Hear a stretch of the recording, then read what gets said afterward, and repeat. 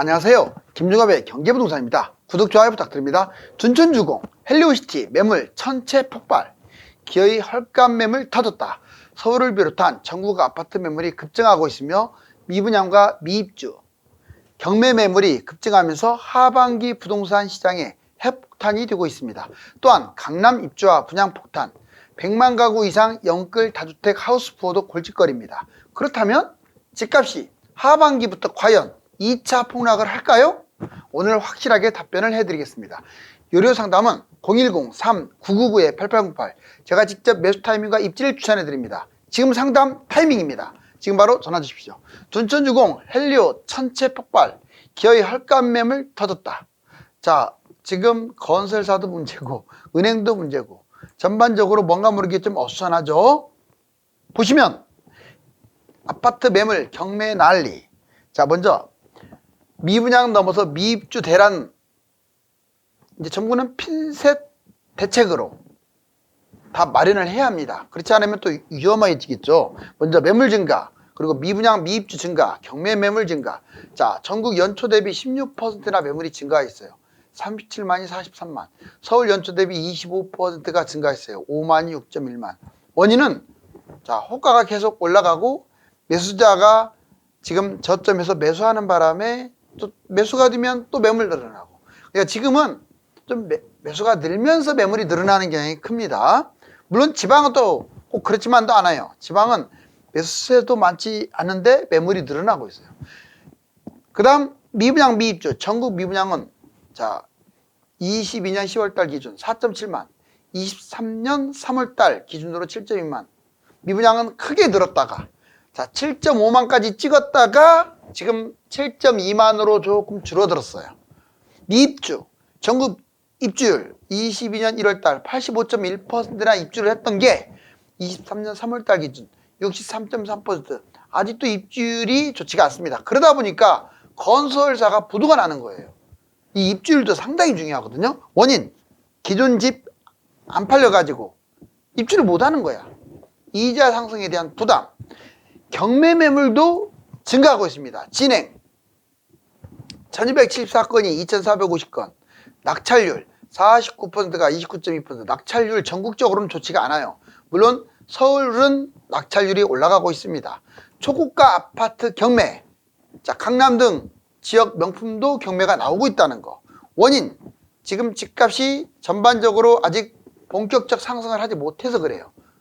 서울은 상승했다고 하지만 지방 같은 경우는 하락이잖아요. 거래량도 아직은 부족합니다. 자, 둔촌주공 헬리오시티 매물 2,000건 급증. 이거 한번 볼까요? 자, 헬리오시티 매물이 역대 최다. 가격도 시세보다 이제 20억 찍더니 다시 또 조금 멈칫거리고 있어요. 자, 올리브 파크 포레온 둔촌주공 조합 매물 300건 급증했습니다. 역대 최다로 지금 계속 경신하고 있어요. 그런데 가격은 희한하게 올라가고 있어요. 자, 24억에서 14억까지 떨어졌다가 17, 18, 24억을 향해서 올라가고 있습니다. 그런데 최근에 여기에서 멈칫거리고 있죠. 매물은 늘고 거래는 급감. 즉 매수자가 이제 너무 또 가격이 올라가니까 추격 매수를 안 하고 있어요. 전망, 검증 불능 공사비가 무려 1조나 있어요. 그래서 올림픽 파크 포레온은요, 이거 전매 제한 풀리는 것도 의무 실거주가 또 폐지가 안 됐잖아요. 국회 통과가 안 됐기 때문에 이거하고 맞물려 상당히 혼란스러울 것 같아요. 자, 헬리오시티 739건, 전월세 2배, 역대 최다입니다. 34평 기준 24억까지 갔던 게 15억, 19억, 마침내 20억을 돌파했네요. 가격은 올라가는데 20억 넘어가자마자 또 사람들이 안 사요. 매물은 늘고 거래는 급감하고 있습니다. 전망, 자 여름에 반등을 지금 했어요. 자, 시소 하락할까요? 여기 보실래요? 전세 버블 후폭풍. 이게 이제 단순하게 매물만 봐서는 안 돼요. 아까 제가 매물, 미분양, 미입주, 그 다음에 경매까지 싹 봤는데 지금 가장 이제 걱정되는 게 이거죠. 임대차 3법 도입 해가지고 전세가가 폭등했잖아요. 집값도 급등했고 이 후유증이었죠. 물론 냉정하게 말하면 꼭 얘 때문에 뛰었다기보다도 이것도 영향을 줬지만 코로나로 인해서 돈을 뿌려버렸기 때문에 더 뛴 것도 있어요. 전세가가 폭락을 합니다. 이제 집값 급락. 이미 많이 빠졌어요. 지금 잡아서는 크게 문제가 안 돼요. 왜냐? 가을이나 내년 초나 지금이나 내가 보기에는 토찐 개찐 같거든요. 이미 전세가가 너무 많이 떨어져서 가을에 떨어지는 게 아니에요. 이미 빠졌어요, 많이. 자, 그런데 이게 점점 확대가 되면 여기 보세요. 역전세 대란, 미입주 대란 이게 터지겠죠. 갭 투자는 파산되겠네요. 자, 그러면 임대차 3법의 부작용으로 지금 전세가 폭등, 집값 급등은 저금리, 전세대출 급증, 입주 물량 부족 이런 것들이 한몫했고, 전세가 폭락, 집값 급락은 고금리, 입주 물량 급증. 자, 마지막으로 역전세 대란, 미입주 대란, 갭 투자 파산, 집값 2차 폭락, 경제 금융 불안이 오면 이렇게 되겠죠.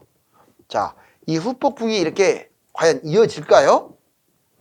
강남 집주인들 하나 더 보겠습니다. 현금 6억 준비해라. 전세시장 폭탄 예고. 강남 매물이 지금 자꾸 쌓이고 있다 이래요. 집값은 그런데 또 뛰어요. 강남 서초가. 이 나중에 장기적으로 강남은 많이 간다라는 어떤 그런 학습 효과 때문에 팔지를 않아서 그런 것 같아요. 볼까요? 가을에 강남 집값 폭락할까요? 자, 강남 집주인들 현금 6억 준비해라. 지금 전세가 계속 떨어지기 때문에 강남 집주인들도 돈 못 버티면 팔 수밖에 없죠. 자, 먼저 36,000 입주 폭탄이 거의 신도시급입니다. 이게 기다리고 있어요. 강남 서초 23년만 자 15,000건, 24년에 15,000건, 25년에 6,000건. 이거 엄청나죠. 두 번째, 입주 폭탄, 전세가 하락, 집값 폭락이 지금 이제 진행 중이다가 요즘 올라가고는 있는데, 자, 이 입주 폭탄에 얼마나 영향을 줄까? 또 여기에 간접적 영향을 주는 게 신도시급 입주 폭탄입니다. 신도시는 지금 사전청약 끝나고 이제 본청약 하면은요, 뭐 후분양 된 것들이 입주했겠지만 이제 막 본격적으로 본청약 들어가면서 2, 3년 안에 입주를 다 할 거예요.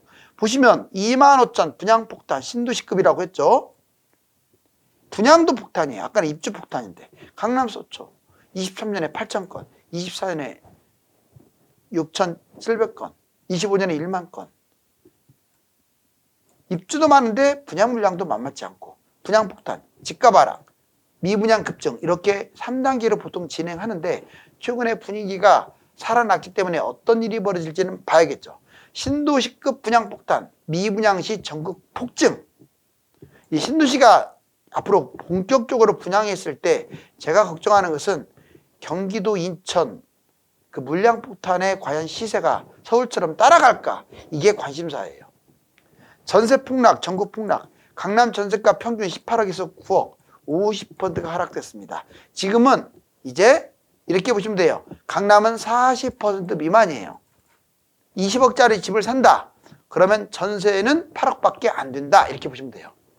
자, 그 다음에 강남 전세가 하락, 전국 전세 하락, 집값 하락 이렇게 3단계를 거치고 있는데, 자, 여름에 반등을 하면서 지금 2달 동안은 강남도 뛰고 있습니다. 자, 강남 2023년 9월부터 물량 폭탄이 이제 본격화될 텐데 이거 한번 지켜봐야겠죠. 자, 그런데 제가 지금까지 4가지 파트를 얘기하면서 위험한 상황. 지금 둔촌주공 헬리오시티 전반적으로 지금 전체적으로 물량이 많고 좋지 않잖아요. 자, 그거 신경 쓰입니다. 그렇지만 제가 보기에는 이제 무조건 비관적으로만 볼 상황은 아닌 것 같아요. 하나 더 볼까요? 자, 매물 폭발 3가지 형태. 실제로 뉴스에서 나온 건데 역전세도 100만 원 이상이다. 자, 매물 폭발. 그랬다고 100만 원 이상이 갑자기 지금부터 나온다는 얘기가 아니라 이미 상당수는 지금 진행 중이에요. 그래서 길게는 내년 3월 달까지는 아마 역전세란이 계속 이어지지 않을까. 물론 이미 전세가가 많이 폭락을 했기 때문에 전세가가 여기에서 많이 빠질까지는 않아요. 그런데 경기도라든가 지방은 더 빠질 수도 있습니다. 서울 같은 경우는 이미 전세가 많이 빠졌어요. 그리고 자, 역전세 100만 가구. 현재 전세가 기존 전세보다 많이 낮아졌다 이 말이죠. 2023년 1월달, 2024년 6월, 자 1년 6개월간 계속 이어질 것으로 보입니다. 내년까지. 자, 동시 폭발하면 집값 폭락해요. 이거 경제 위기가 터질 수도 있어요. 그래서 정부가 DSR 규제를 완화한 거죠. 자, 영끌 100만 명. 자, 2020년, 21년 집값 고점에 103만 명이 물려 있습니다. 거의 뭐 역전세이면서 영끌이 많겠죠. 고점 매수 특징은 영끌, 갭투자, 다주택자라는 공통점이 있어요. 역전세, 영끌 매물이 급증하면 동시 폭발할 우려도 있겠죠. 자, 하우스푸어. 지금은 이제 하우스푸어라는 말을 잘 안 쓰는데 아직은 시작 안 했어요. 예전에 하우스푸어 2012, 13년에 유행했었죠. 2010년에서 13년 집값 대폭락에서 하우스푸어. 주택 보유 가구 1070만여 가구에 지금 우리나라 주택이 약 한 1100만 가구 정도 돼요. 거기에 약 10%에 해당하는 인구가 하우스푸어라고 합니다. 특징, 무리하게 대출을 받았어요. 분양, 미분양을 그냥 마구 잡은 거예요. 수도권에 밀집되는 게 이게 특징이었어요. 자, 이거 한번 오늘 별표를 칠게요. 제일 중요한 건 이겁니다. 집값 3년간 전망. 제 생각은 그럼에도 불구하고, 물론 제가 전망하는 게 100%라는 얘기는 아니에요. 자, 앞에서 말씀드렸던 그 많은 문제에도 불구하고 집값이 2차 폭락을 가져와야 하는데 확률이 낮아요. 그 가능성은 무엇인 줄 아세요? 바로 해외 때문에 그래요. 자, 여러분들 다우지수 나스닥이 떨어지는데 코스피가 폭등한 적 봤습니까? 다우 나스닥이 올라가는데 코스피가 폭락한 적 봤습니까? 물론 하루는 약간 엇갈릴 수 있어요. 그렇지만 일주일 정도 보면 똑같이 간다고요. 부동산도 똑같습니다. 지금 미국, 캐나다, 호주가 뛰고 있는데 우리나라가 역전세 이 하나만으로 금융위기도 안 터졌는데 폭락할까요? 절대 그렇지 않아요. 지금 전반적 분위기상으로는 올라갈 수 있는 분위기입니다. 볼까요? 자, 23년에 바닥을 찍고 1월 달에 올라갔습니다. 상승 전환하는 데 성공을 했어요. 그렇다고 폭등이 아닙니다. 자, 제가 보기에는 폭등보다는 한 0.0%에서 한 3% 사이, 그 사이로 대세 상승이 한 2년에서 3년, 대략 26년까지 이어지지 않을까. 이 노란 박스 잘 보세요. 결국은 뛴다 이 말이에요, 제 말은. 그럼 이때 투자를 해야겠네. 지금 현재 상태는 여기 7월이니까. 뭐 폭등까지는 아니래도, 자, 자기가 투자한 금액, 예를 들어서 내가 갭 투자로 2억을 투자했다. 그러면 2억에서 4억은 뛸 것 같아요. 자, 해외가 상승하고, 금리 인하, 이거 기정사실입니다. 미국은 한두 번 올릴지 몰라도, 결국은 올 연말이나 내년에 금리 인하 해요. 지표, 지금 좋아지고 있잖아요. 이 세 가지를 봤을 때, 23년 7월부터 26년 9월까지는 대세 상승 가능성이 좀 더 커요. 폭등한다는 얘기보다 내가 투자한 금액의 한 2배 정도. 자, 그 다음에 대폭락. 이게 문제입니다. 이제 비과세까지 일단 챙겨 먹고, 뭐 꼭 내가 연도까지 다 맞출 수는 없어요. 이번에 경제 위기가 터지지 않았기 때문에 한 번에 사단은 생길 거예요. 대폭락이라고 써놨죠. 이번에 원래 여기서 상승 전환을 안 했더라면 대폭락 가능성이 있었는데 이게 너무 살아나 버린 거예요. 그리고 경제 위기가 터진 게 아니라 코로나로 인한 일시적 현상이고, 금리를 급격하게 인상함으로써 긴축 발작으로 인한 집값 하락이었어요. 자, 그러면 이제 경제 위기 터지면 이렇게 대폭락하죠. 대략 26년부터 30년까지 이어지지 않을까 예측을 해요. 경제 위기, 거품, 또 여기서 거품이 또 올라가고 있잖아요. 자, 거품 올라가고 있습니다. 거품이 또 최고야. 그러면 장기간 1년 빠지는 게 아니라, 올해처럼 1년 빠지는 게 아니라 한 4, 5년 빠질 수도 있다. 자, 이거 한번 보실래요? 이게 보면 21년도. 자, 여기서 좀 올라갔다가 21년 여름부터 이렇게 빌빌거리고 이렇게 내려왔죠. 오, 여기 보세요. 이렇게 내려온 거 보세요. 이 바닥 찍은 게 바로 1월 달에 1월 달. 엄청 빠졌죠. 눈에 보이는 것만 봐서도, 자, 지금 마이너스 0.8. 그러다가 너무 빨리 뛰었어요. 여기 보세요. 그냥 1월부터 바닥 찍고 여기 갖고 플러스 전환됐네요. 이 빨간 박스 보세요. 자, 지금 서울 같은 경우 서울이에요. 몇 주째 플러스입니까? 거의 7주 연속 플러스네요. 이게 한 번 플러스가 되면 계속 플러스가 돼. 여기 보세요. 진짜 그러지. 올라가니까 계속 올라가. 떨어지니까 계속 떨어져. 그리고 떨어지니까 계속 떨어지고, 올라가니까 계속 올라가는 거. 이게 이렇게 힘들어요. 쉽지가 않아요. 물론 주마다 약간의 더 올라가고 덜 올라가고는 있는데, 많이 올라갔던 게 이번에는 많이 폭락하거나 이런 사례는 없어요. 왜? 심리의 리듬을 타니까. 그럼 결론적으로 하고자 하는 말은 뭐냐? 지금 현재 여기 박스에서 여기까지 올라왔죠. 이게 지금 7월 달입니다. 그럼 앞으로 어떻게 될 거냐? 이 박스 보세요. 제 생각은 아까도 말했잖아요. 2년 정도는 쭉 올라갈 것이다 라고 보여져요. 금융위기가 터져도 이때 터지지 않을까 예상을 합니다. 그래서 지금은 매수 타이밍 맞아요. 자, 이제 한미 금리 인하 시점, 이거 제가 한 말이 아닙니다. 자, 3년 만에 쏟아지는 매물 같이 보자고요. 한미 내년 1분기 금리 인하. 이거는 증권사에서 통계적으로 한 거예요. 자, 먼저 한국은행 금리 인하 시점. 올해 3분기는 X 없어요. 4분기, 즉 12월 달 7명이나 있고요. 내년 1분기는 10명. 특별한 사항 아니면 올 연말부터 내년 초에 금리 인하 발동 걸립니다. 금리 인하 하기 전부터 집값은 올라가고 있어요. 지금 뛰는 이유가 바로 이것 때문에 그래요. 자, 미국도 비슷한데 미국은 0, 올해 4분기 셋. 아마 미국은 제가 보기에는 올해는 힘들 것 같아요. 금리 인상을 한두 번 하니까 내년 1분기가 이렇게 보여요. 2분기 7명. 결국 미국도 내년 상반기 때 금리 인하를 한다는 거예요. 3년 만에 쏟아지는 매물, 집값 추락 전조일까. 제가 아까 말씀드렸듯이 매물 계속 늘어나고 있죠. 자, 여기 보세요. 통화량, 돈도 계속 찍어내고 있어요. 여러분들 왜 집을 사야 하냐면 내가 5억이 있어. 그러면 5억을 10년 동안 그냥 저금만 했어. 집 무주택으로. 자, 잊지 마세요. 10년 정도 지나면 자, 물가 뛰죠. 화폐가치 하락하잖아. 물가가 뛰니까. 거기서 끝나지 않아요. 집값이 올라갔다 떨어졌다 하면서 또 뜁니다. 바로 이 물가 상승과 집가 상승 때문에 5억은 실질적으로 2억 5천밖에 안 돼요. 여러분들이 은행에 무주택으로 있으면서 10억을 저금했어. 이자 해봤자 10년 동안 얼마나 저금이 되겠어요?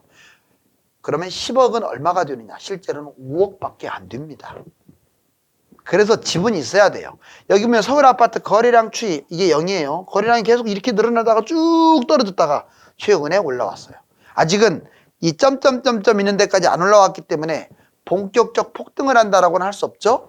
자, 여기 보면 경기 전망 지수 100까지 갔었어요. 이게 20년 보면은 21년, 20년 2월달 코로나로 인해서 바닥 쳤다가 좀 올라갔네요. 80 이렇게 하다가 100까지 찍었던 게 다시 또 금리 때문에 내려왔다가 64에서 77.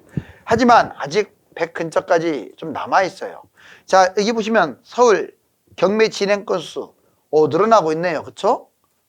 자, 이게 초록색 막대 그래프. 그런데 서울 같은 경우 낙찰가율은 조금씩 올라가고 있어요. 그리고 낙찰률, 이 파란색 보세요. 조금씩 올라가고는 있어요. 근데 지방은 매물도 늘어나고 경매 매물도 낙찰가율, 낙찰률이 다 떨어지고 있어요. 자, 이제 급증하는 은행 가계대출 9억 원 이상 34평 이상 증가.